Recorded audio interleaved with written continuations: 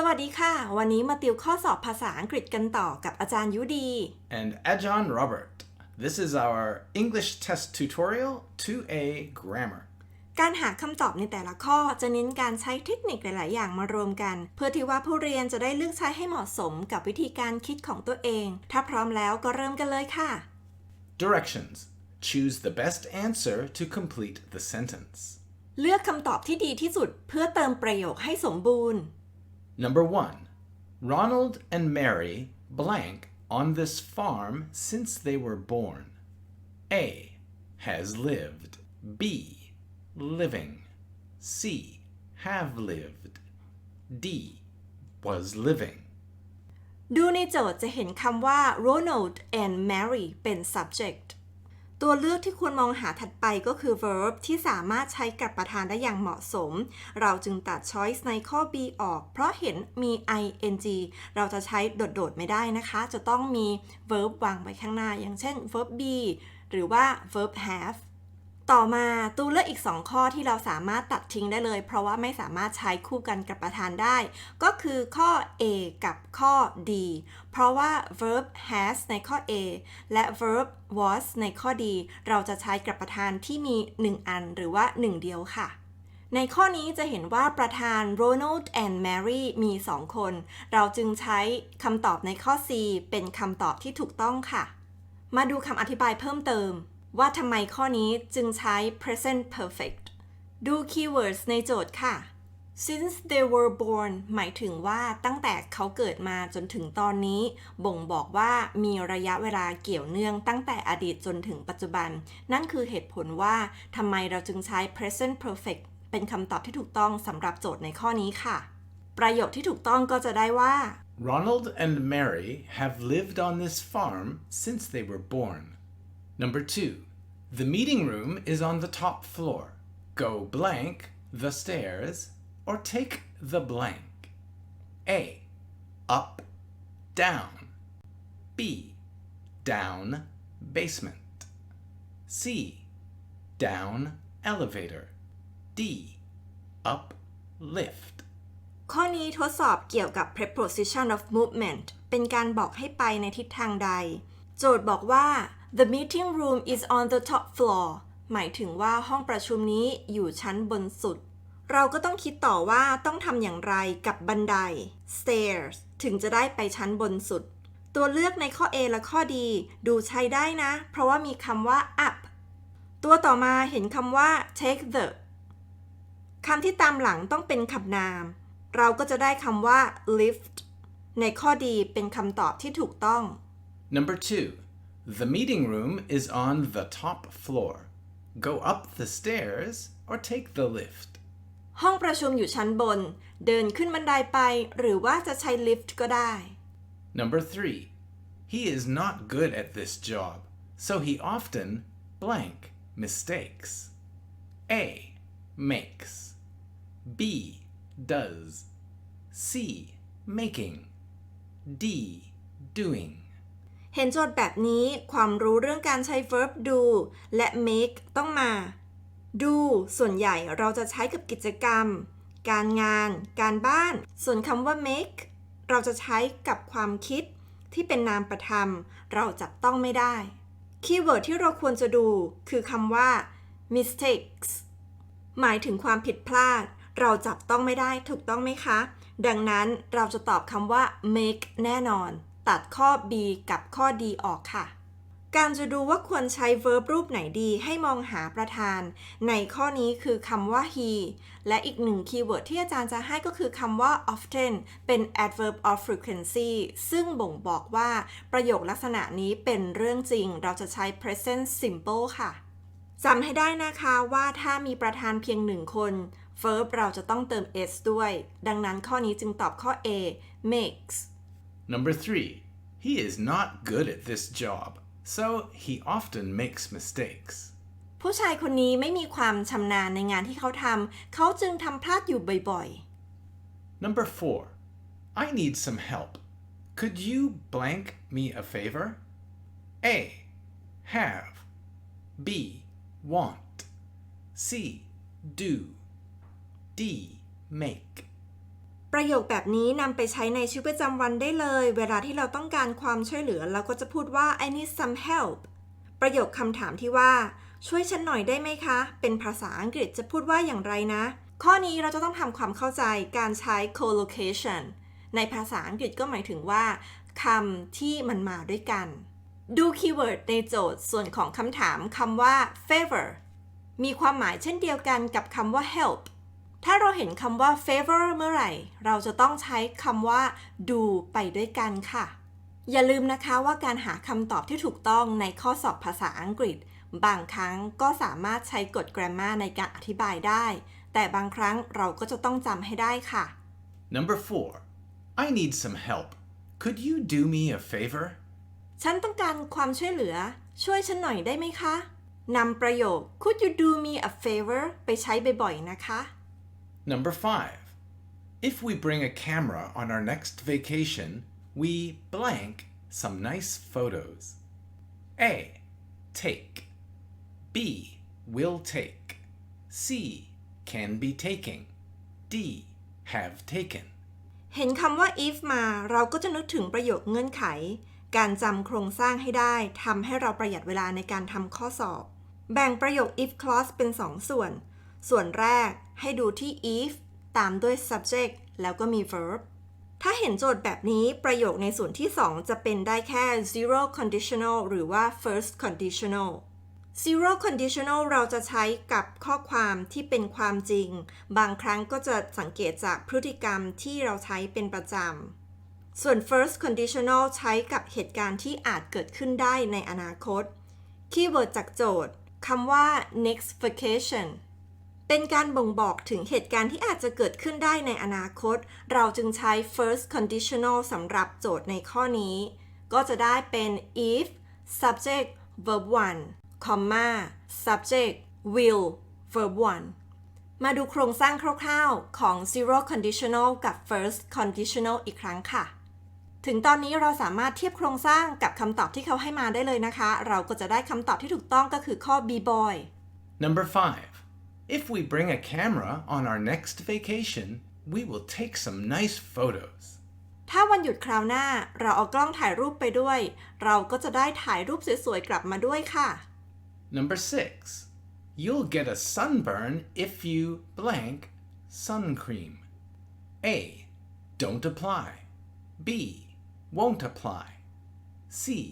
Apply. D. Will apply. ข้อนี้ก็เป็น if clause อีกแล้วนะคะ อย่าลืมเราควรแบ่งประโยคให้ออกเป็น2 ส่วน ส่วนแรกก็คือ you'll get a sunburn ส่วนที่2ก็จะเริ่มจากคำว่า if มา สังเกตส่วนที่เขาให้มาเป็น subject will บวกด้วย verb ช่องที่1เรารู้แล้วแหละว่าส่วนนี้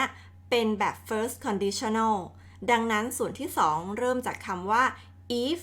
subject แล้วตามด้วยอะไรนะ ต้องเป็น verb ช่องที่1เราจึงตัดข้อ B กับข้อ D ออกเพราะมีคำว่า will หรือคำว่า won't ก็คือรูปฟอร์มปฏิเสธของคำว่า will นั่นเอง ข้อ A กับข้อ C เป็น verb ช่องที่1ทั้งคู่เลยเพียงแต่ว่าข้อ A เป็นรูปปฏิเสธข้อ C เป็นประโยคบอกเล่ามาหาคำตอบที่ถูกต้องโดยการดูความหมายเขาบอกว่าคุณจะผิวไหม้นะถ้าคุณจะใช้หรือว่าไม่ใช้ครีมกันแดดคำตอบที่ถูกต้องก็คือข้อ A คุณจะผิวไหม้ถ้าเกิดว่าคุณไม่ทาครีมกันแดดบนผิวหนังถูกต้องไหมคะ Number 6. You will get a sunburn if you don't apply sun cream. I'd like to add here that Canadians and Americans don't call it sun cream. We call it sunscreen or sunblock. ในข้อนี้อาจารย์เพิ่มคำศัพท์อีก2 คำที่สามารถใช้แทนกับคำว่า sun cream ได้ในสไตล์ของอเมริกันนะคะคือคำว่า sunscreen หรือว่า sunblock ก็ได้ค่ะ Number 7. Elizabeth is the inventor blank created that gadget. A. Where. B. Who. C. Place.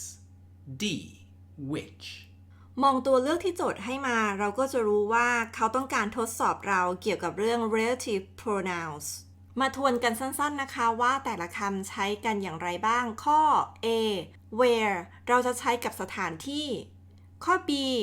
who เราจะใช้กับบุคคลข้อ C place ไม่ใช่ relative pronoun ตัดทิ้งได้เลยค่ะ ข้อดี which เราจะใช้เชื่อมกับสิ่งของหรือว่าความคิด มาดูคีย์เวิร์ดในโจทย์ด้วยกันเลยค่ะ ก็จะเห็นคำว่า inventor ถ้าสำหรับคนที่แปลได้ก็จะทราบว่า inventor หมายถึงนักประดิษฐ์เป็นคน แต่ถ้าเกิดว่าเราไม่รู้จักคำศัพท์ก็สามารถคาดเดาได้จาก suffix ข้างหลังที่ให้มา ตัว or ส่วนใหญ่แล้วจะหมายถึงคน ดังนั้น relative pronoun ที่เราต้องการหาเพื่อแทนคำว่า inventor ก็จะได้คำว่า who ในข้อ B เป็นคำตอบที่ถูกต้องค่ะ ประโยคที่สมบูรณ์ในข้อที่ 7 ก็จะได้ว่า Elizabeth is the inventor who created that gadget. อย่าลืมออกเสียงตามไปด้วยนะคะ Number 8.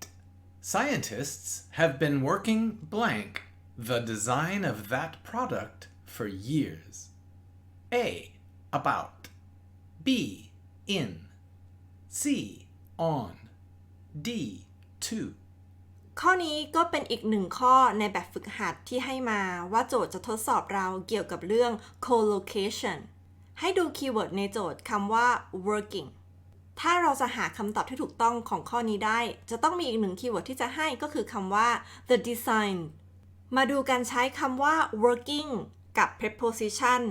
เดี๋ยวมาดูกันทีละข้อนะคะว่าถ้าเราใช้คำว่า working กับ preposition ในตัวเลือกที่ให้มาจะมีความหมายอย่างไรบ้าง ข้อที่ 1 ถ้าเราใช้คำว่า working about สิ่งที่ตามหลังมาจะต้องเป็นลักษณะของเวลาและจะต้องอยู่ท้ายประโยคเท่านั้น working in ก็ใช้ได้แต่คำที่ตามหลังมาจะต้องเป็นสถานที่ต่อมาให้ข้ามมาดูที่ข้อดีก่อนนะคะถ้าเราจะใช้คำว่า working to สิ่งที่ตามหลังมาจะต้องเป็น verb ช่องที่ 1 ค่ะมาถึงณจุดนี้อาจารย์มั่นใจว่าทุกคนคงได้คำตอบที่ถูกต้องแล้วการใช้ working on เราจะตามหลังด้วยคำนาม Number 8. Scientists have been working on the design of that product for years. Number 9. Modern light bulbs use less energy. Blank, older light bulbs use much more. A. For example. B. On the other hand. C. In addition. D. As a result. การใช้ transition ต้องดูความหมายของประโยคว่าประโยคข้างหน้ากับประโยคข้างหลังมีความเกี่ยวข้องกันอย่างไรมาดูความหมายในแต่ละตัวเลือกที่เขาให้มานะคะ For example เราจะใช้เมื่อต้องการยกตัวอย่างข้อ B on the other hand แปลว่าในอีกด้านหนึ่งเราจะใช้กับประโยคที่มีความขัดแย้งกันข้อ C in addition เราจะใช้เพื่อเพิ่มเติมรายละเอียดกับสิ่งที่เรากล่าวมาแล้วข้างหน้าข้อดี as a result เราจะใช้เพื่ออธิบายถึงผลลัพธ์โจทย์ให้มาคำว่า modern light bulbs หมายถึงหลอดไฟที่มีความทันสมัยหลอดไฟสมัยใหม่ดังภาพด้านซ้ายมือนะคะอีกคีย์เวิร์ดหนึ่งที่อาจารย์จะให้ก็คือคำว่า older light bulbs เป็นหลอดไฟรุ่นเก่าตามภาพด้านขวามือคีย์เวิร์ดที่อาจารย์ให้ไป2คำอาจารย์ต้องการสื่อให้ผู้เรียนรู้ว่าคำนามทั้ง2ตัวนี้มีความหมายเป็นยังไงกันนะไปด้วยกันหรือว่าขัดแย้งกันจะเห็นได้ว่าคีย์เวิร์ดทั้ง2คำนี้เป็นการเปรียบเทียบความต่างเราก็จะได้คำตอบที่ถูกต้องตามแนวการอธิบายที่กล่าวไปก่อนหน้านี้คำตอบที่ถูกต้องนั้นก็คือข้อ B on the other hand Number 9. Modern light bulbs use less energy. On the other hand, older light bulbs use much more. ประโยคนี้ก็จะแสดงถึงความขัดแย้งในด้านความหมายเขาบอกว่าหลอดไฟสมัยใหม่เนี่ยกินไฟน้อยในขณะที่หลอดไฟรุ่นเก่ากินไฟเยอะผู้เรียนก็จะเห็นได้ว่ามันมีความขัดแย้งกันในประโยคที่ 1 กับประโยคที่ 2เราจึงใช้ transition ที่มีความขัดแย้งกันในข้อ B ค่ะ Number 10. After my parents blank their room, they found a better, cheaper hotel the next day. A. Had booked. B. Booking. C. Were booked. D. Have booked. ข้อนี้ต้องทบทวนการใช้ past perfect คู่กันกับ past simple มาดูวิธีการใช้กันค่ะตอนนี้ตัวเราอยู่ที่นี่ข้อสอบลักษณะนี้เราจะต้องแยกเหตุการณ์ให้ออกว่าเหตุการณ์ที่ 1 กับเหตุการณ์ที่ 2 อยู่ตรงไหนเหตุการณ์ที่ 1 เกิดขึ้นแล้วและจบลงไปแล้ว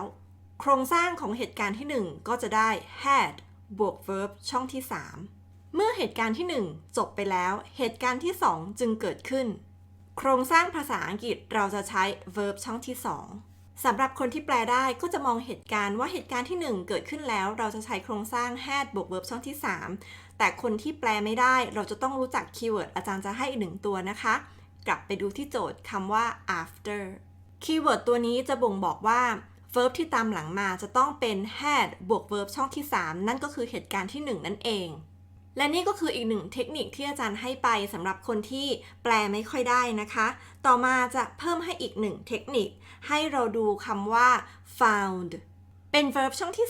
2 ก็จะเห็นได้ว่าเขาให้เหตุการณ์ที่ 2 มาแล้ว เหตุการณ์ที่ 1 ขาดหายไปเราก็จะต้องเลือกโครงสร้างที่ถูกต้องในข้อนี้อาจารย์ให้เทคนิคทั้ง 2 อย่างเลยนะคะก็เลือกใช้ได้ตามสะดวกค่ะเทียบโครงสร้างและคำอธิบายที่อาจารย์แจ้งไปเราก็จะได้คำตอบที่ถูกต้องก็คือข้อ A Number 10. After my parents had booked the room, they found a better, cheaper hotel the next day. มาดูนะคะเหตุการณ์ที่ 1 หลังจากที่พ่อแม่ของฉันได้จองห้องเอาไว้แล้วเหตุการณ์ที่ 1 เราใช้ had บวก verb ช่องที่ 3 ต่อมาเหตุการณ์ที่ 2 ก็คือ they found a better cheaper hotel the next day หมายถึงว่าหลังจากนั้นแล้วเขาก็ได้เจอโรงแรมที่มันถูกกว่าแล้วก็ดีกว่าในวันถัดไปเห็นไหมคะเหตุการณ์ที่ 1 had verb 3 เหตุการณ์ที่ 2 verb ช่องที่ 2 ค่ะ Number 11. We had enjoyed a delicious meal, so we blank the waiter a big tip. A. Had given. B. Were giving. C. Give. D. Gave. ข้อสุดท้ายของวันนี้แล้วก็จะจบด้วยความมั่นใจของการใช้ past perfect กับ past simple ที่อธิบายไปก่อนหน้านี้แล้ว มองหาดูสิคะว่าเขาให้เหตุการณ์ไหนมา เราก็จะเห็นคำว่า had enjoyed had บวก verb ช่องที่ 3 เป็นเหตุการณ์ที่ 1 ดังนั้นสิ่งที่ขาดหายไปก็คือเหตุการณ์ที่ 2 เหตุการณ์ที่ 2 นี้เราจะใช้ verb ช่องไหนนะถ้าใครตอบข้อดีอาจารย์ก็แสดงความยินดีด้วยค่ะแต่ถ้าเกิดว่าใครตอบข้ออื่นก็ไม่เป็นไรนะลองใหม่ทำบ่อยๆประสบการณ์ก็จะแข็งแกร่งแน่นอนค่ะ Number 11. We had enjoyed a delicious meal, so we gave the waiter a big tip. พวกเรามีความสุขกับการกินอาหารอร่อยๆมื้อนี้ต่อมาดูเหตุการณ์ที่ 2 So we gave the waiter a big tip. เราก็เลยให้ทิปกับพนักงานเสิร์ฟไป Thanks for learning with us at Eastland English. Please like, comment, and subscribe. ถ้าจะสอบอยากหาเทคนิคดีๆอย่าลืมมาที่ Eastland English นะคะและถ้าไม่อยากพลาดวิดีโอตัวใหม่ๆที่สอนเกี่ยวกับ grammar แล้วก็เพิ่มเทคนิคการเรียนรู้ในการทำข้อสอบภาษาอังกฤษอย่าลืมกดกระดิ่งติดตามนะคะ See you next time. บ๊ายบาย Bye.